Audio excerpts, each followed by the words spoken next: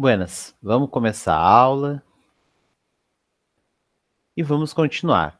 Na aula passada, a gente viu o quê? A gente viu como funcionam os ciclos da beta-oxidação de ácidos graxos. Então, foi isso que a gente viu.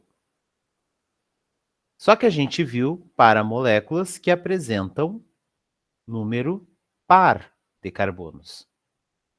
E quando a molécula apresentar um número ímpar de carbonos, vai se processar da mesma forma?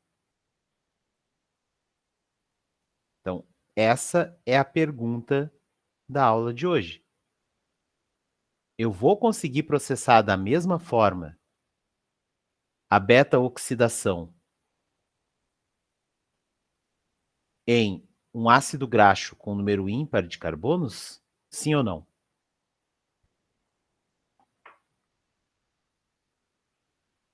Provavelmente não. Eu te diria mais, Flávia, com certeza não. Então, o que acontece? A gente tem que lembrar que na beta-oxidação, a liberação sempre será de acetil-CoA. Então, como nós teremos liberação de acetil-CoA, o que vai ser quebrado? Sempre liberando de 2 em 2 carbonos. Então, aqui, aqui, aqui, aqui. Eita, ficou feio isso aqui.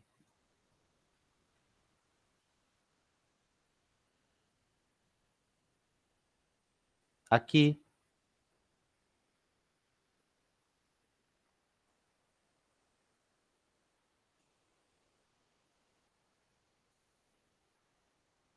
Aqui, aqui. E eu posso ter essa quebra aqui? Não. Por quê? Porque daí fica sobrando somente um carbono.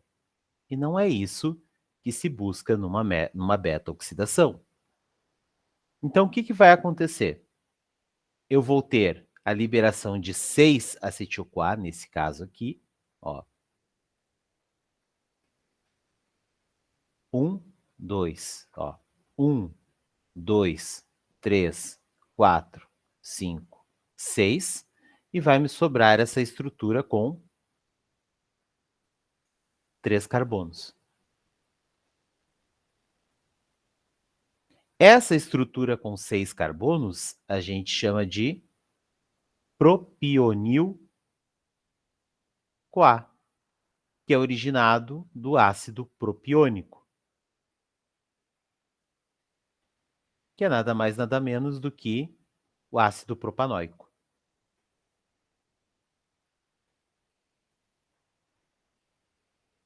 Certo? Para acontecer isso, eu preciso da adição de 7 coenzimas A e eu só libero 6 acetil-CoA. Mas por que esse propionil-CoA ele é importante? Vocês acham que ele é importante? Sim, ele é importante. O propionil-CoA ele vai formar um dos compostos participantes do ciclo do ácido cítrico. Fiquem pensando quais são os compostos presentes no ciclo do ácido cítrico que vocês acham que pode ser formado. Enquanto vocês vão pensando, a gente continua aqui a aula. Então, a primeira coisa que acontece com esse propionil que foi formado é o quê? Ele vai ser carboxilado. Através do quê? Através do bicarbonato mais ATP. Então, esse bicarbonato será adicionado ao propionil-CoA. Através do quê? Através da biotina. Vocês lembram da biotina?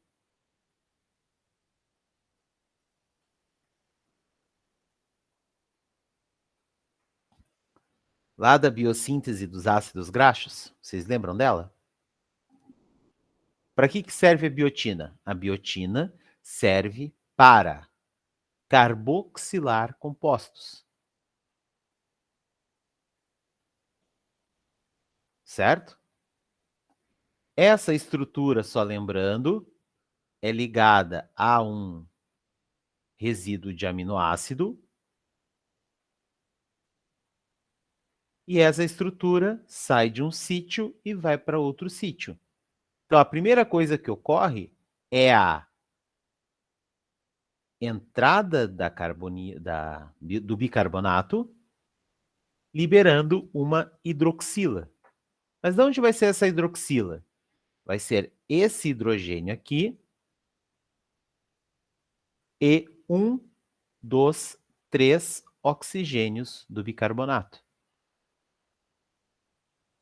que vai acabar formando a carboxibiotina. A carboxibiotina, por sua vez,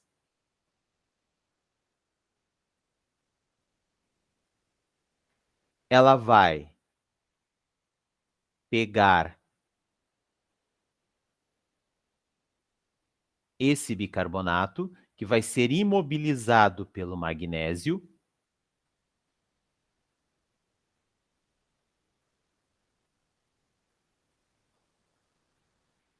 Então, esse carboxilato aqui, esse grupo carboxílico, ele é preso pelo magnésio, ele é complexado pelo magnésio. Para quê? Para que esses elétrons, principalmente os elétrons desse carbono aqui, possam atacar a carbonila de uma forma favorável, favorecendo a captura dessa carbonila aqui. Ao ocorrer essa captura, só um pouquinho,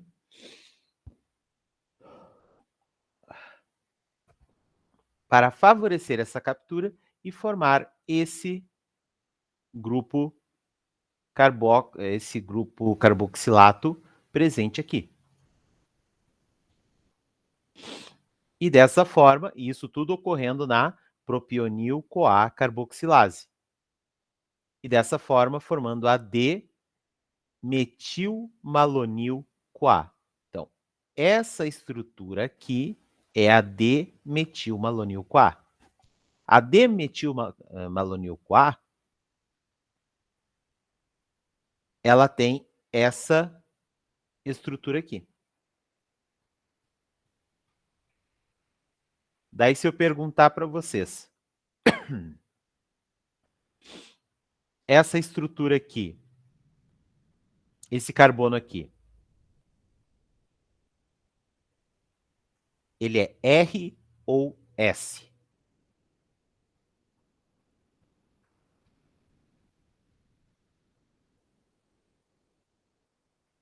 Então, só lembrando, esse aqui vai ser o A,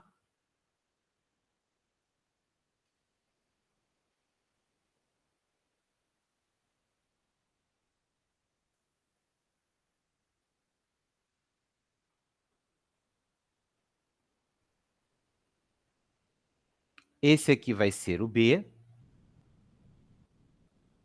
e esse aqui vai ser o C.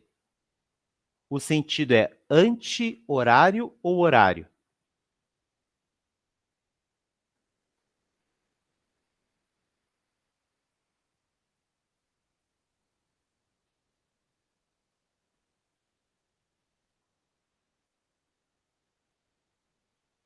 Lembrando, isomeria, química orgânica.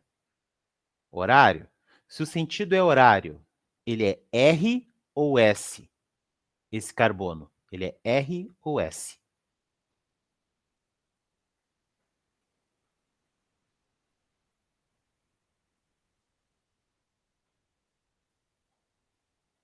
Sentido horário é o R. Então, a conformação desse carbono é a conformação R. Então, sentido horário, R. Então, o D-metilmalonil-CoA tem uma configuração R, enquanto que o L-metilmalonil-CoA, que é formado, tem uma configuração S. Parece um 5, mas é um S. Deixa eu apagar e fazer um S decente, então.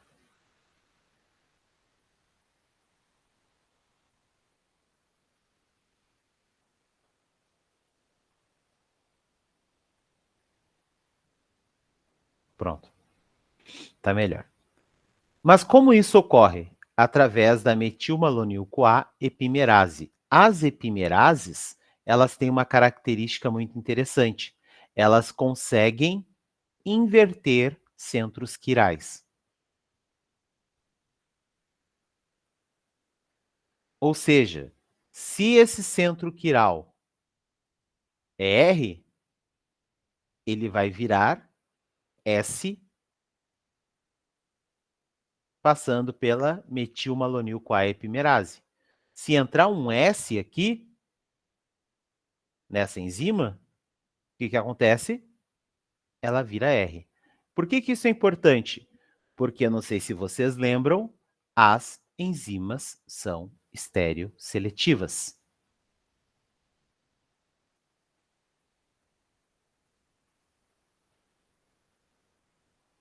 E isso é importante por quê? Porque a próxima enzima, juntamente com a coenzima B12, ela só aceita esse centro quiral. Eita!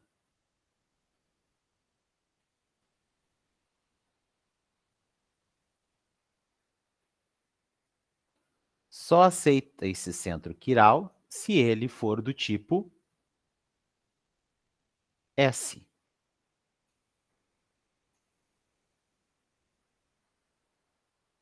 Se ele for S, essa enzima aceita ele. Se tentar entrar a D, ou seja, esse centro quiral do tipo R, essa enzima não aceita ele. Interessante, né?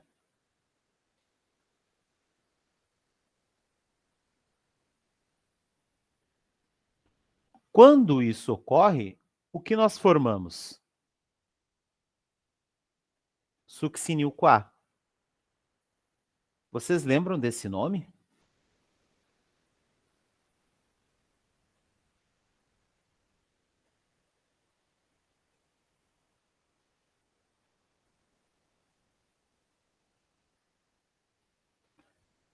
Succinil-CoA, ele é formado a partir do quê?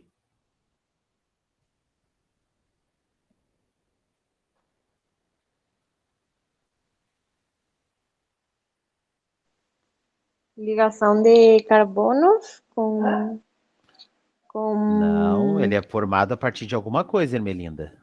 Dentro do ciclo do ácido cítrico. Ah, tá. Ele é formado a partir do quê?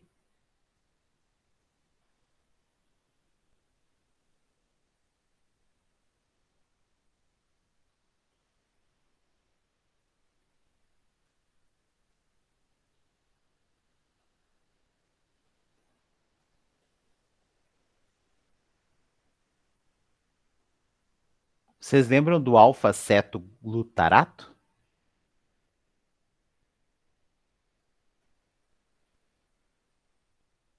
Sim. Então, olha quem está aqui. Succinil-CoA. Então, quando essa parte do ciclo do ácido cítrico encontra-se meio parada, sem fazer muita coisa, e tiver falta de alfa-cetoglutarato, uma das formas do corpo conseguir esse alfa-cetoglutarato é a partir da beta-oxidação de ácidos graxos com número ímpar de carbonos.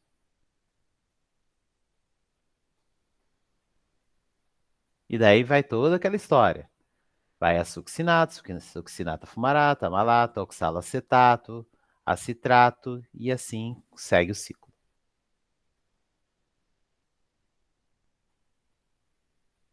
Ah, professor, mas como é que ocorre essa reação aqui? Bom, primeiro, vocês vão ser biólogos, não químicos. Então, se alguém quiser prestar exame para mestrado futuramente que envolva bioquímica, daí eu ajudo. Caso contrário, só aceitem.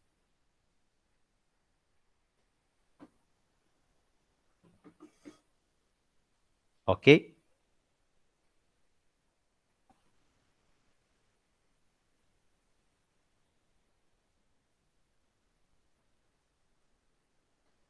Buenas.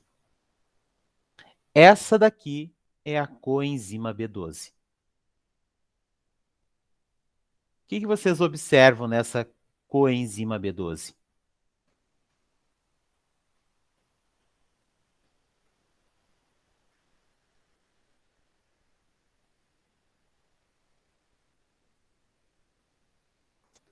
Vocês estão vendo essa parte aqui?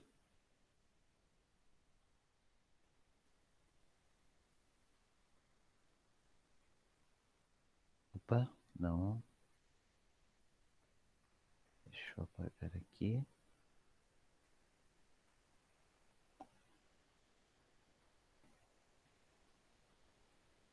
Deixa eu voltar aqui. Não, eu vou botar só o anel aqui.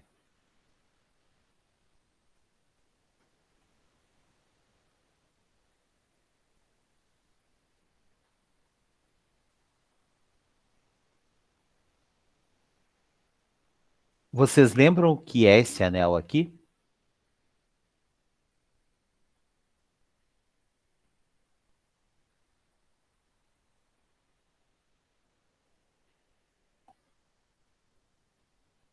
Lá do primeiro dia de aula da Bioquímica 2.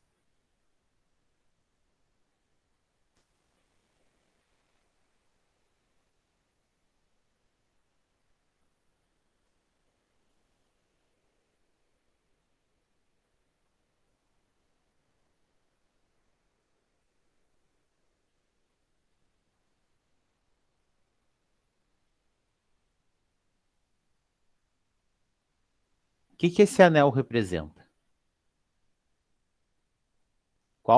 Que nome é dado a esse anel?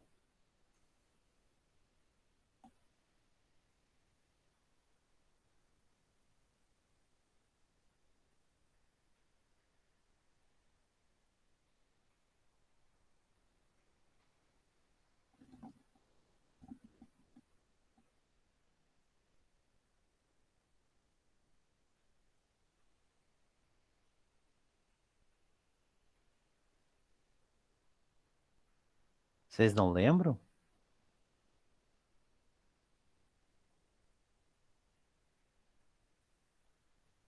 Então, esse anel tem um nome e o nome dele é porfirina. Então, aqui, esse anel aqui é uma porfirina. E o que essa porfirina faz? Ela vai complexar esse cobalto 3+. Mas por que esse cobalto 3+, ele é importante? Porque essas estruturas aqui, essa desoxiadenosina e essa ribonucleotídeo dimetil benzimidazol, são as responsáveis pela transformação da L-metilmalonil-CoA em succinil-CoA.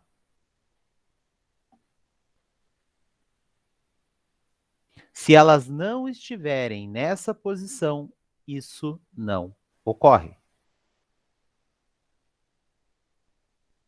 Então é por causa disso que a vitamina B12 ela é tão essencial para o corpo, que é uma forma do corpo produzir energia.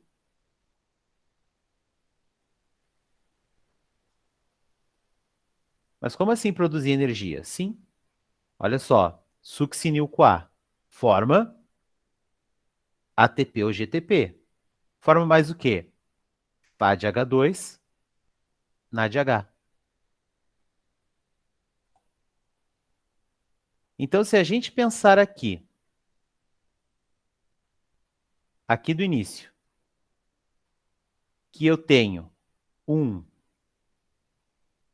2, 3, 4, 5, 6 ciclos, Nesses 6 ciclos são formados quantos NADH e quantos FADH2?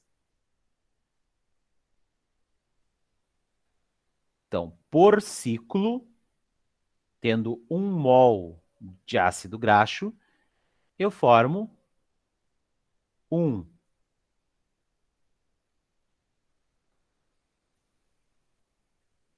NADH e 1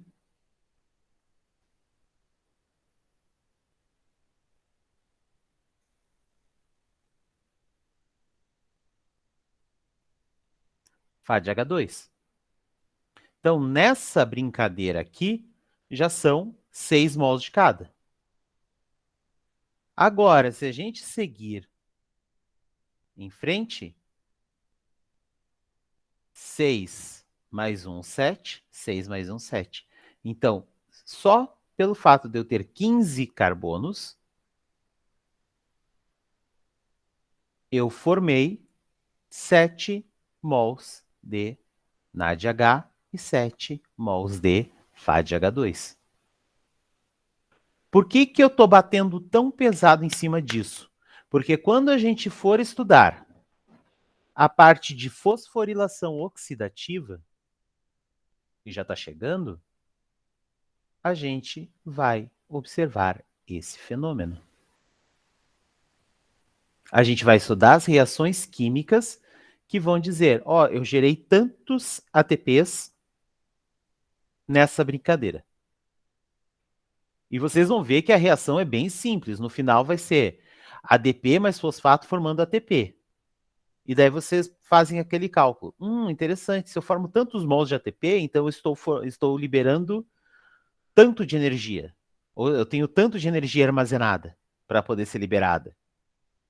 Então tem todo esse jogo energético, certo?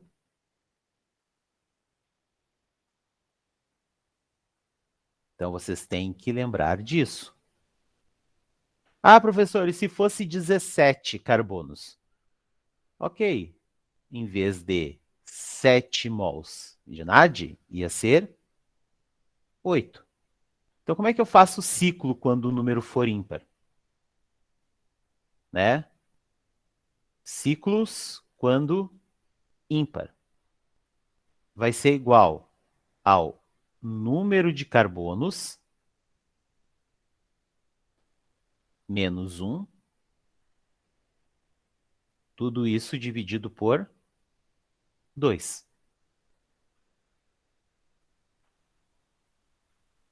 Eu tinha 15, né?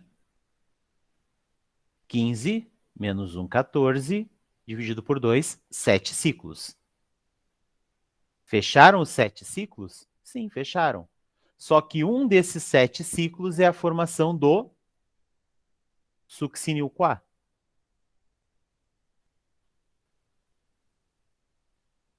Tá. E o número de mols de NADH e FADH2. Vou colocar só o NAD, porque os dois é a mesma fórmula.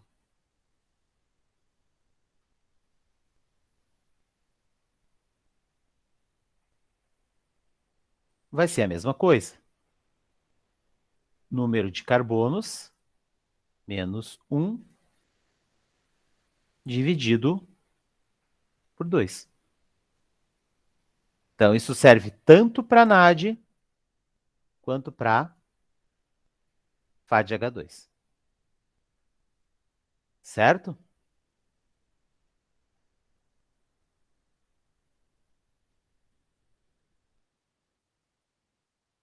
Alguma dúvida?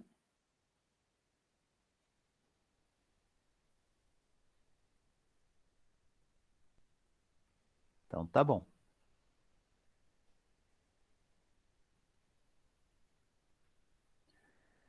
Então, o que acontece?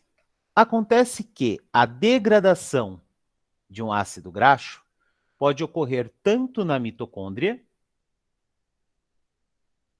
quanto nos peroxissomos. Onde se encontram os peroxissomos? Isso vocês aprenderam em Biocell. Onde se encontram os peroxissomos?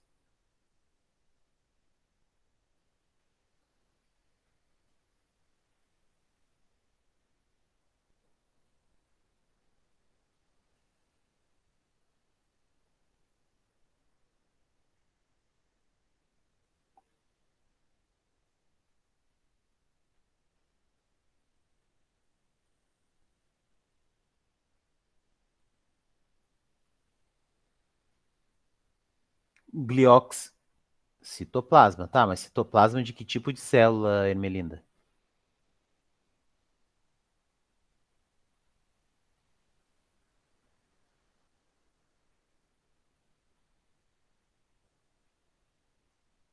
Sim, é no citoplasma.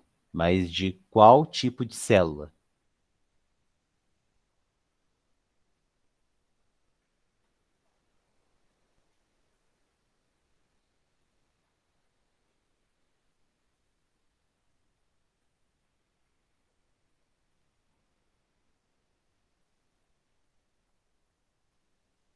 Então vamos ver.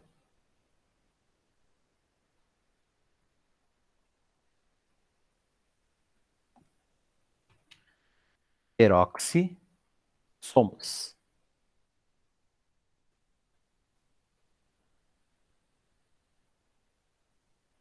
Enzimas digestivas, gorduras.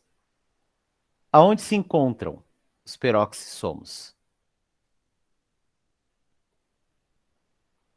Tem um local bem certinho.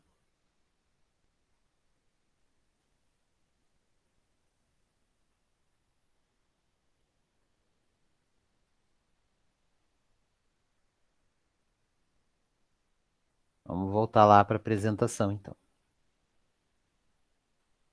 Então, esses peroxissomos aqui, eles estão presentes em hepatócitos. Então, os peroxissomos dos hepatócitos, eles também fazem a degradação de ácidos graxos. O glioxissomo é aonde?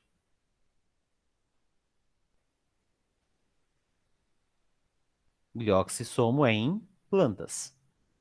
Vamos ficar aqui no peroxissomo mesmo. Bom, vocês perceberam que ocorre a mesma coisa?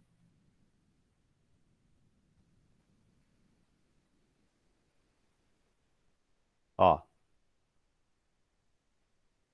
ocorre todos os processos de beta-oxidação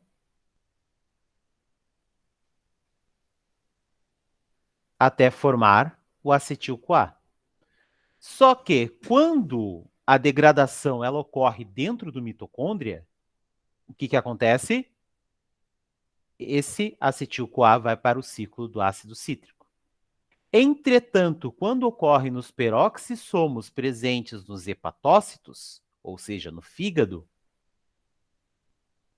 exportação de acetil-CoA.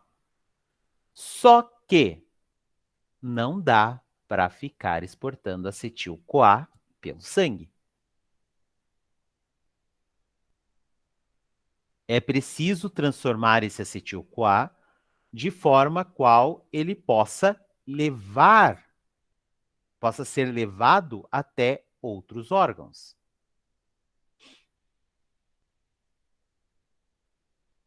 Outros tecidos, para que daí eles possam aproveitar esse acetil-CoA. Dentro do quê? Dentro do ciclo do ácido cítrico da mitocôndria de qualquer outra molécula. Mas como é que é feita essa exportação? Bom, é feito através dos corpos cetônicos, que é a acetona, o acetoacetato e a D-beta-hidroxibutirato.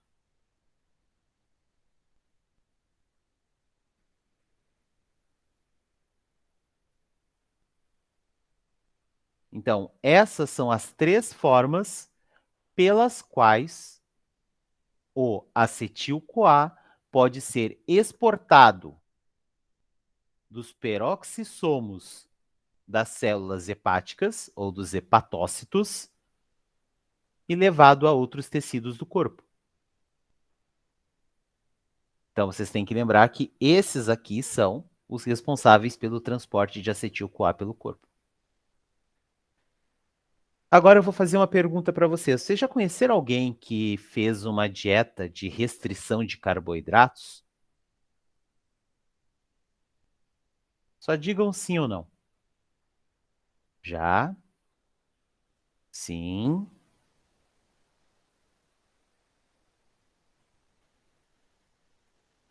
O João não. A Juliana também não.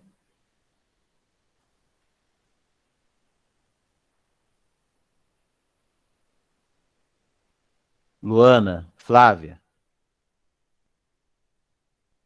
Jennifer. Luana não.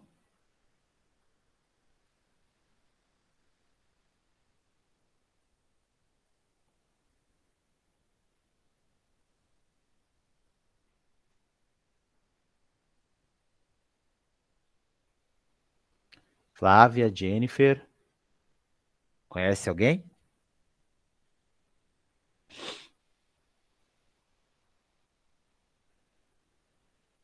Tá, vou esperar só 10 segundos para vocês responderem. Ok. Ok. Então, assim, Poliana e Ermelinda. Quando vocês chegavam perto dessa pessoa, vocês sentiam nela um hálito que tinha um cheiro assim meio de fruta passada?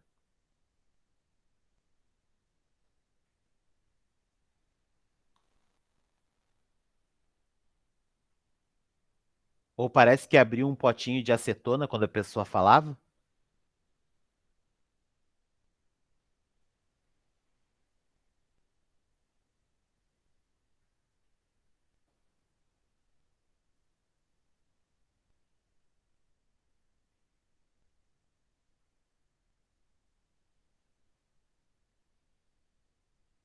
Pois bem, quando a pessoa tem uma dieta de restrição de glicose, de carboidratos, o que que acontece? Ela começa a produzir energia através da degradação de ácidos graxos. Quando isso ocorre no peroxissomo, esse acetil-CoA ele é exportado nessas três formas: acetona, acetoacetato e D-beta-hidroxibutirato. Adivinha do que é o cheiro que vocês sentem? Da acetona que é produzida, porque a acetona é tóxica e altamente volátil. Tanto é que o diabético não compensado, ou seja, o diabético não tratado, ele tem o risco de ter um problema chamado cetoacidose diabética, ou só cetoacidose, que é o quê? É o excesso de corpos cetônicos no sangue, e esse excesso acaba acidificando o sangue. Por isso que pessoas com problemas metabólicos têm que se cuidar e pessoas não devem ser burras o suficiente de restringir a zero o uso de carboidratos. Adoro fazer essas lições de moral. Mas como é que acontece isso? Bom, primeiro são conjugados ou condensados 2 mol de acetil-CoA.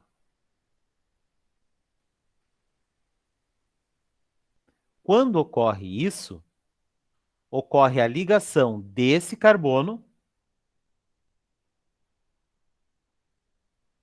a esse carbono, liberando uma coenzima A e formando a acetoacetil-CoA.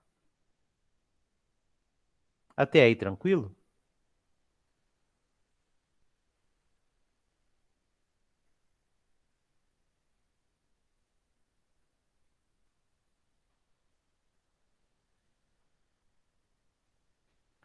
Ok. Mas isso ocorre através de quem? Da nossa amiguinha tiolase. Isso é a transformação de acetil-CoA em corpos cetônicos. Só relembrando. Continuando. Formou-se o acetoacetil-CoA. O que aconteceu? Foi anexado a ele mais um acetil-CoA, juntamente com água. Aonde? Na hidroximetilglutaril-CoA sintase. Ah, professor, mas como é que o senhor decorou esse nome? É que tá escrito aqui, ó.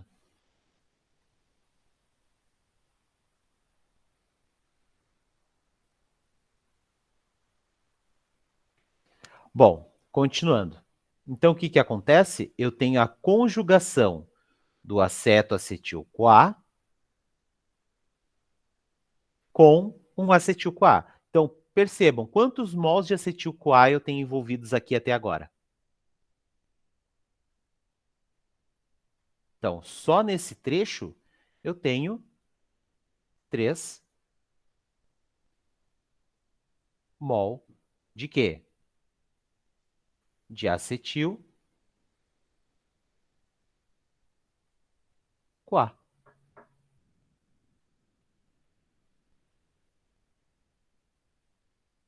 Formando o quê? A beta-hidroxi-beta-metilglutaril-CoA.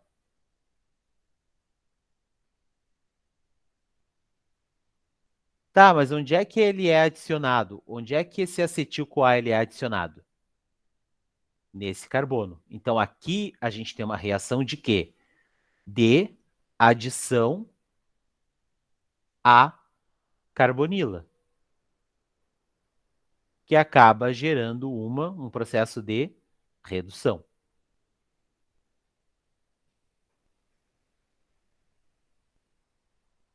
Até aí, tranquilo?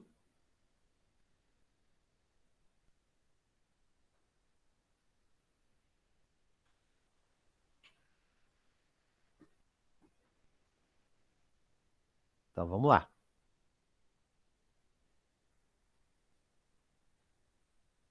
Aí, o que acontece? A beta-hidroxi-beta-metilglutaril-CoA, ou para os íntimos HMG-CoA, ela vai entrar na HMG-CoA liase e vai liberar um mol de acetil-CoA. Da onde?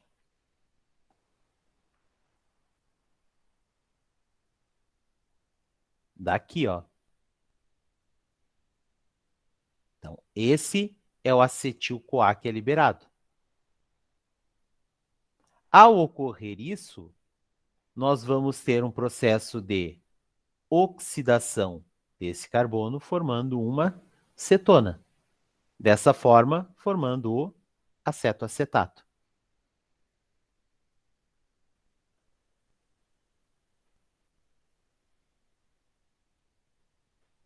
Seguindo, o acetoacetato, ele vai seguir duas rotas. Ou ele vai formar acetona, ou ele vai formar o D-beta-hidroxibutirato. Agora eu pergunto para vocês, tem como a gente saber se nós estamos com excesso de acetoacetato no corpo? Sem precisar fazer exames pesados?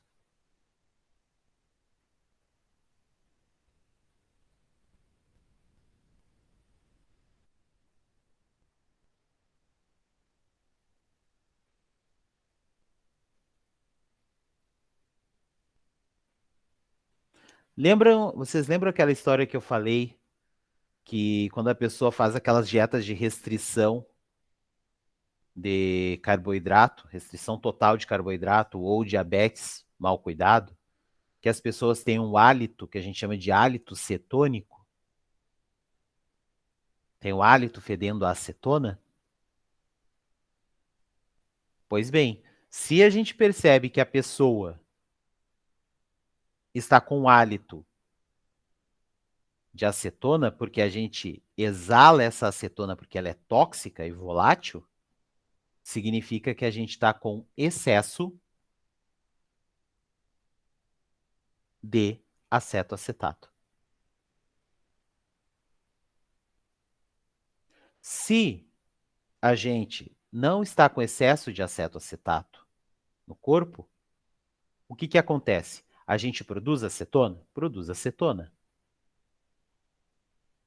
Só que a gente produz em maior quantidade o beta-hidroxibutirato. Agora vem a pergunta. Todo mundo aqui é bem asseado, escova os dentes antes de dormir. Mas eu faço uma pergunta. Quem aqui acha que todo mundo acorda com um hálito maravilhoso de manhã?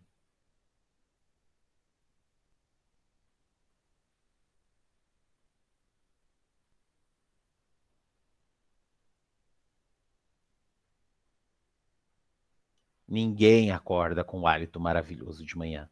Por quê? Uma pergunta, durante a noite vocês comem carboidrato?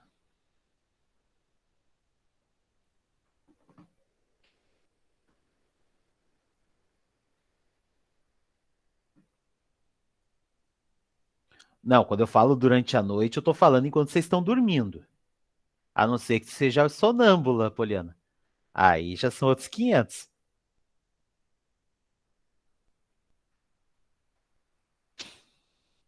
Aí sim. Mas tirando isso, não. E o que acontece com o corpo? Ele começa, para te manter vivo, começa a consumir tudo que é carboidrato que tu tem no teu corpo. Aquele que ainda está em digestão no teu estômago, tanto esse, quanto os glicogênios que tu tem no teu corpo. Só que o glicogênio é uma reserva bem pequenininha. Se ele é uma reserva bem pequenininha, chega uma hora que acaba. Quando acaba, onde é que o corpo vai buscar energia? Uma chance.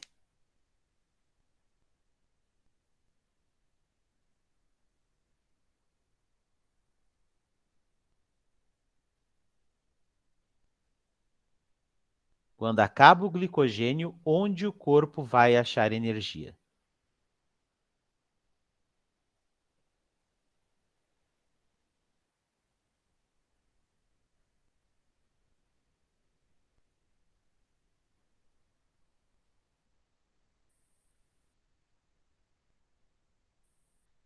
Ah, gente, essa pergunta não é tão difícil. A gente está falando disso agora.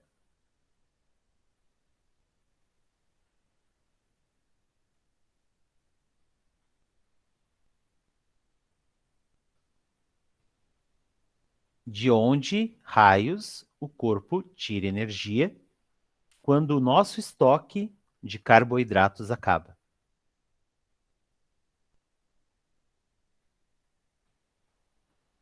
O músculo é proteína. Proteína é difícil de quebrar. Da gordura. Dos lipídios. Lipídio é muito mais fácil de quebrar do que proteína.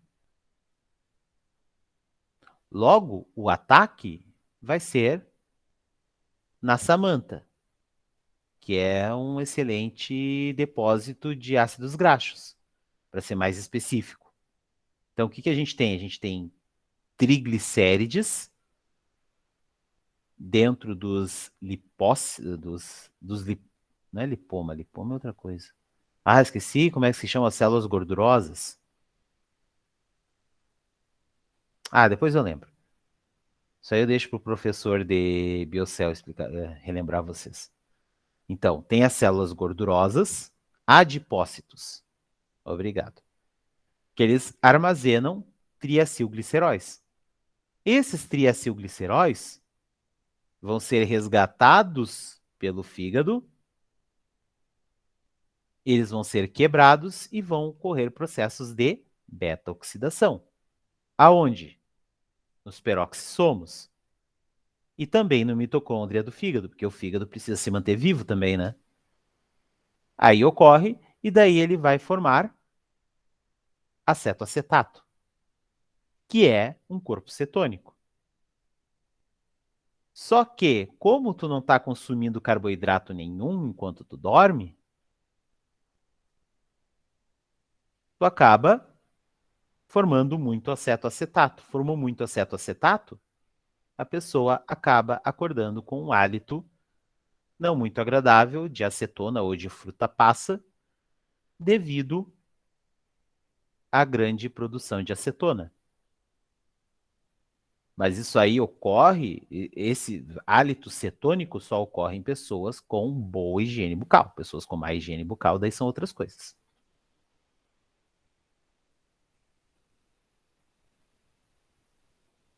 Certo? Mas como ocorre esse processo? Então, a gente tem o acetoacetato. Esse acetoacetato, ele vai passar pela acetoacetato ou descarboxilase e vai retirar o CO2, ou seja, um processo de redução.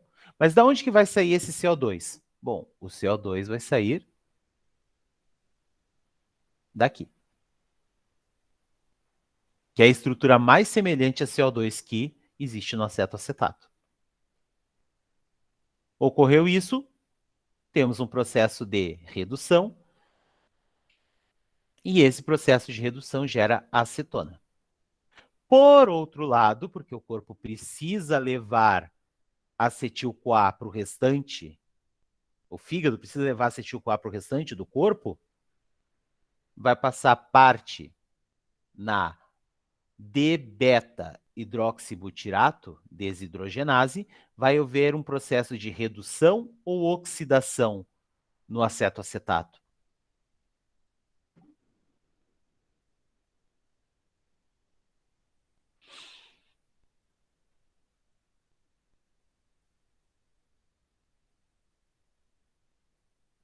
O que ocorre no acetoacetato?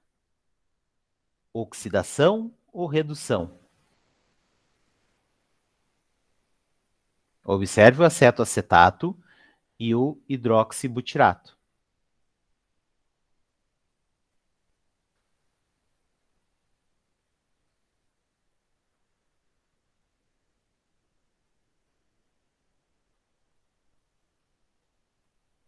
Oxidação ou redução, gente? Isso aí vocês já deviam saber.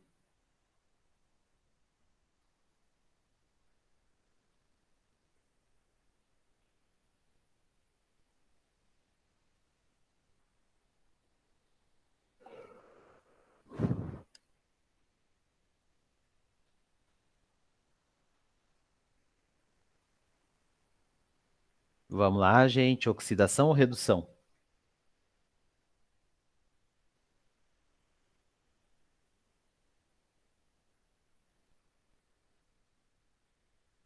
Tem duas coisas que dizem que tipo de processo é, que deixam na cara. Eu só quero que vocês me digam que processo que é e por que vocês acham isso. E não vale dizer, ah, foi chute. Porque vocês já estão em Bioquímica 2 e processos de oxidação e redução em sistemas biológicos.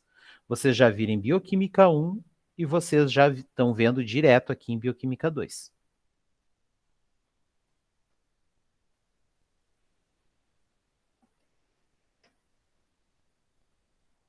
Ah, e vocês viram em Química Orgânica também.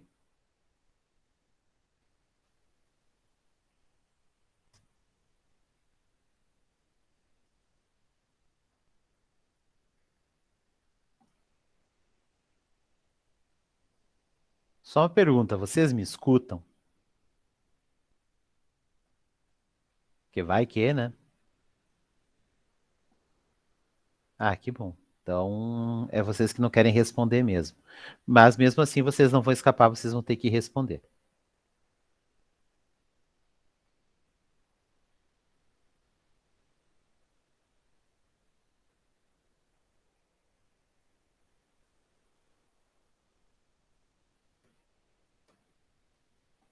Perguntando de novo, o processo da transformação de acetoacetato a D-beta-hidroxibutirato através da D-beta-hidroxibutirato desidrogenase é um processo de oxidação ou de redução? Por quê?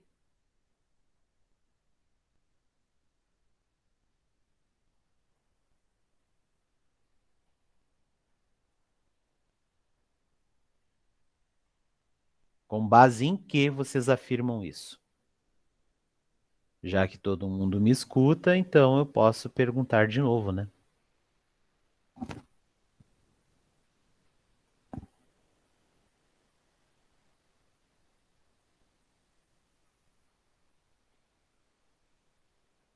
A aula tá quase acabando, gente. Vamos lá. Ânimo.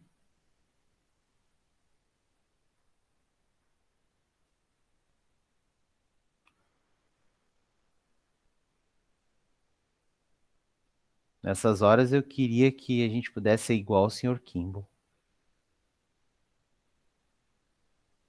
e transformar essa preguiça em músculos.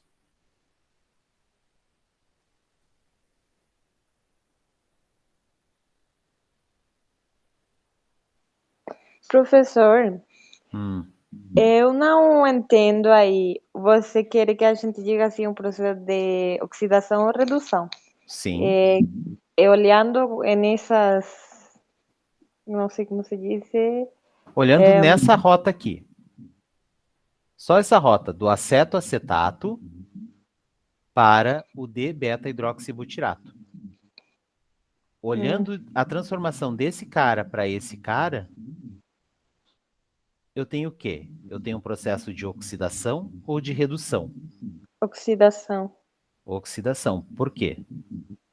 porque aí ganha, fica com a carga positiva embaixo, Não, o porque ó, hidrogênio.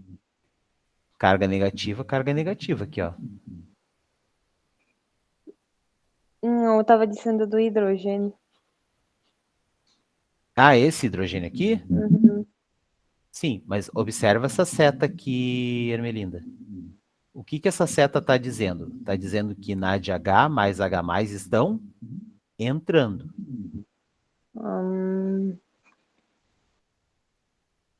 O que que acontece quando NADH mais H+ entra na reação? Oxida? Não, reduz, Ah, tá. reduz. Então, sempre que eu tiver NADH mais H+ entrando na reação e liberando NAD+, eu tenho um processo de redução. Então, isso aqui é um processo de redução. Outra coisa que poderia dizer é isso aqui, ó. Essa carbonila, ela se transforma em carbono hidroxila. Transformação de uma carbonila em um álcool secundário também é um processo de redução. Lembrando, oxidação de álcool secundário gera cetona. A redução é cetona gerando o álcool secundário. Então, tem duas coisas aqui que mostram o que está acontecendo. Que mostram que está acontecendo uma redução.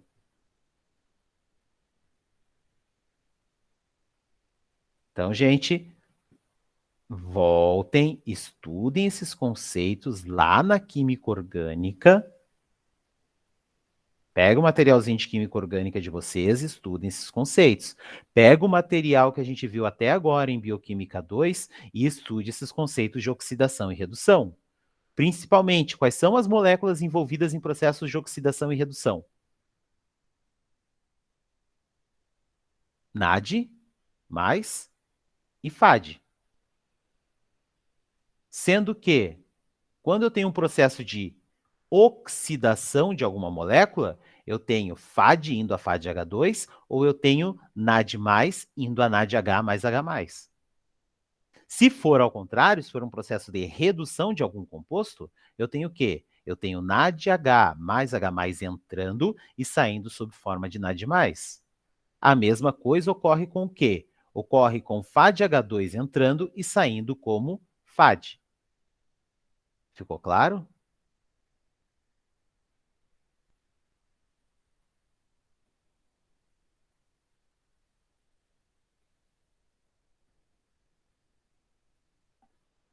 Ok. Só que, nessa vida nem tudo são flores. Por que se forma o D-beta-hidroxibutirato? Porque esse composto, ele é seguro para ir pelo sangue. Então, ele entra na corrente sanguínea e vai para todos os outros tecidos. Todos os outros tecidos.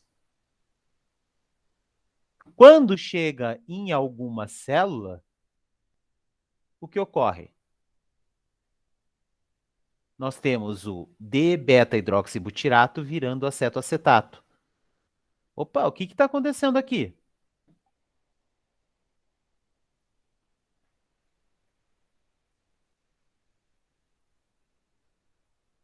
O que está acontecendo aqui?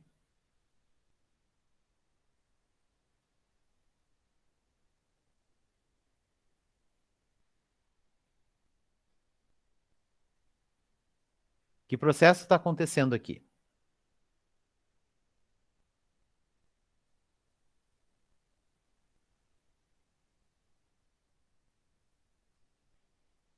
Oxidação. Oxidação de quem?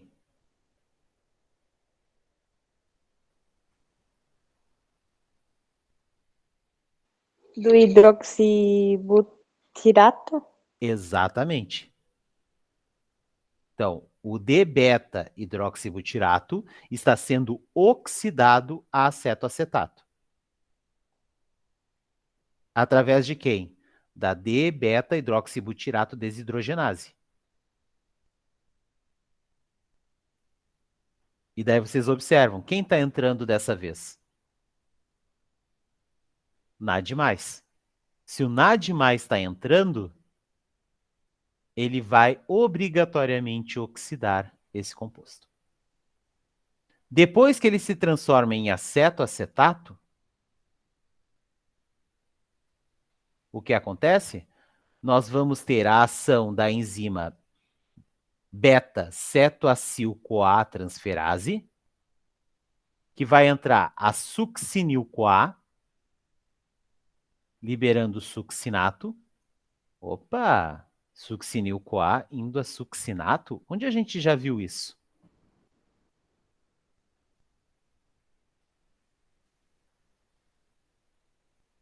Succinil-CoA indo a succinato. Então, parte do succinato que é utilizado aqui é oriundo desse processo aqui.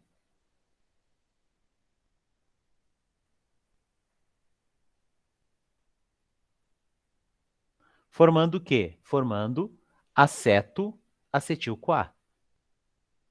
Após formar o aceto-acetil-CoA, o que ocorre?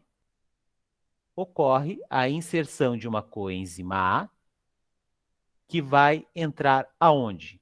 Vai entrar nesse carbono aqui. Aonde? Na tiolase. E vai formar o quê? 2 mols de acetil-CoA. Então, essa é a forma que o corpo encontrou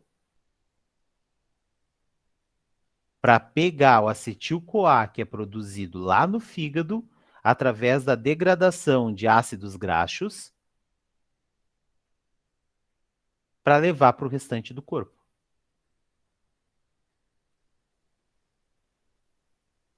É por isso que pessoas que fazem restrição total de carboidratos ou fazem jejum intermitente ou são diabéticos descompensados perdem peso muito rápido.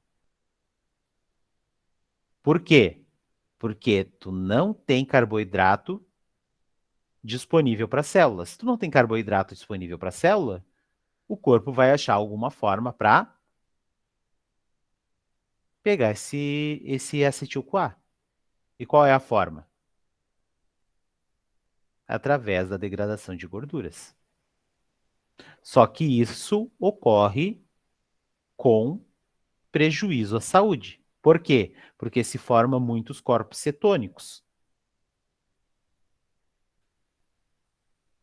Mais prejudicial a acetona. E a gente tem a formação de cetoacidose diabética.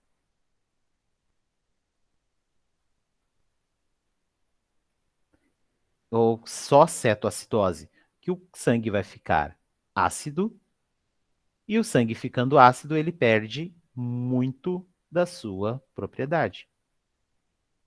Então, não façam essas dietas malucas. Pelo amor de Deus, cuidem da saúde de vocês. Certo? Alguma dúvida? Alguma pergunta?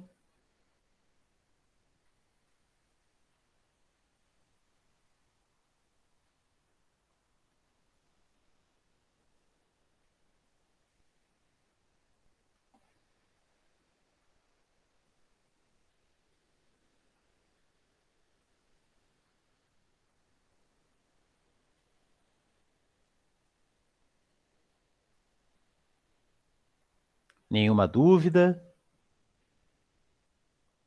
Então, eu vou fazer uma pergunta para vocês. Qual é a reação orgânica empregada na tiolase para a transformação da acetoacetil-CoA em 2 mol de acetil-CoA?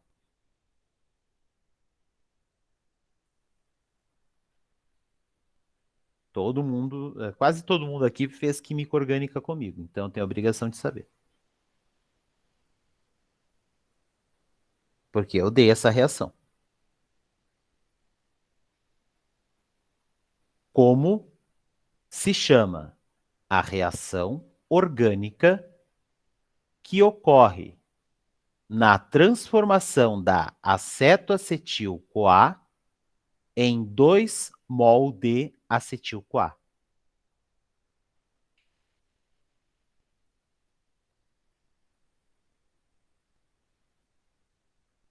Sim, Flávia, acabam tendo.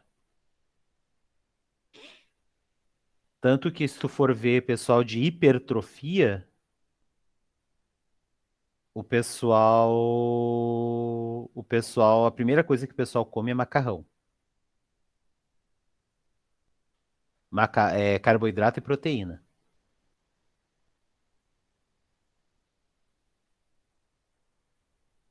Claro que daí excesso de proteína causa problema nos rins, né? Mas cetoacidose é pior do que o problema de rim que pode causar o excesso de proteína. Então lá, respondendo. Como se chama a reação orgânica envolvida aqui? Opa. Envolvida aqui.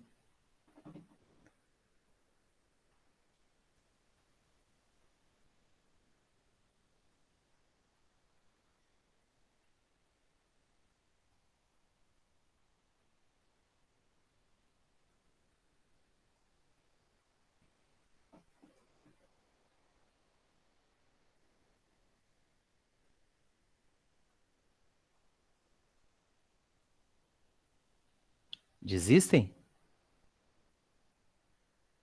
Desistem, né? Não é desistem, é desistem. Falar correto.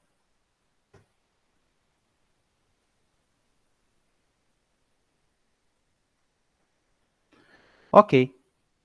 O nome dessa reação é substituição nucleofílica.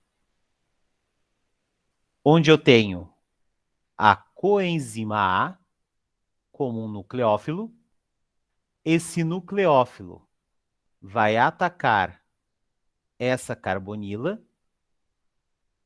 E ao atacar essa carbonila, eu tenho a saída desse par de elétrons, porque esse composto aqui, essa parte aqui do composto, ou o acetil-CoA, é um excelente grupo de saída. E daí eu tenho a formação desse acetil-CoA e desse acetil-CoA aqui.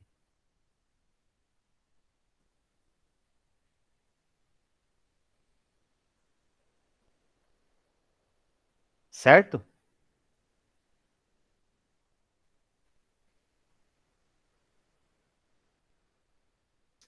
Então,